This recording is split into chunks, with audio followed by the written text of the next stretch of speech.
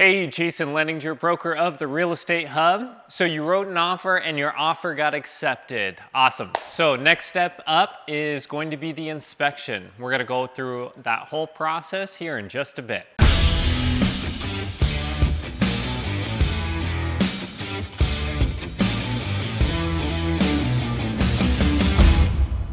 All right, so I like to think of an inspector much like a general physician.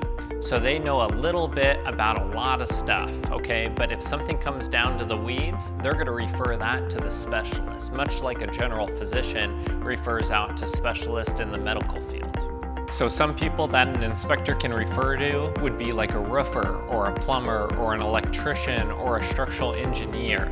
Those ones, that's all they do all day, every day. So it's really good to get a specialist opinion in. Besides the earnest money, the inspection is typically the only out-of-pocket that you'll pay on a home transaction prior to the closing table.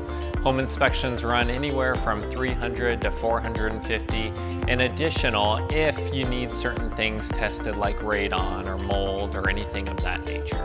Let's just say you're buying a $500,000 house and the inspection costs $400. It's way better to walk away from that $400 for the inspection than it is to walk away from that $500,000 house. The biggest thing is to go in prepared. Now you're paying this guy or gal to rip the house apart. And what I mean by that is you want them to find the good, the bad, and the ugly. So you really, really want them to dig deep and find everything that's wrong with the house. Even though the seller might not fix it, at least you know what you're buying.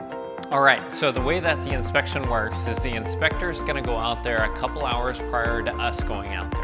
So they're gonna be digging through the attic and going in the basement and all around the home and checking everything out. And then you, myself, and the inspector are gonna do a final walkthrough at the very end of that inspection. So he'll be able to point out everything. But don't worry, don't take notes or anything like that. He's gonna have a full report that's all itemized with photos of everything. That way we don't forget anything. So let's just say the inspector found something that he thinks is worrisome on the electrical panel. Well, what we're gonna do is we're gonna ask the seller to hire a licensed electrician to fix it. That way we know it's done correctly.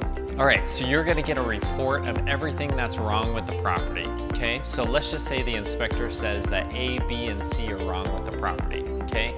We're gonna come up with a game plan. You're gonna say, hey, I'm okay with fixing letter A, but I want the seller to fix letter B and C. Fantastic. So we're gonna submit that to the seller. The seller is gonna say, yes, we'll fix it, or no, we're not fixing anything, or we'll fix letter C and you take care of A and B. Then the ball is back in your court. You get to say, yes, let's proceed, I'm comfortable with that, or absolutely not, that's a big deal to me, I'm not okay with that. All right, so two ways to go from here. Either you and the sellers have come to an agreement and you can move forward on the appraisal, for example, or you can back out of the deal because you're not comfortable with what they've agreed to and you get your earnest money back.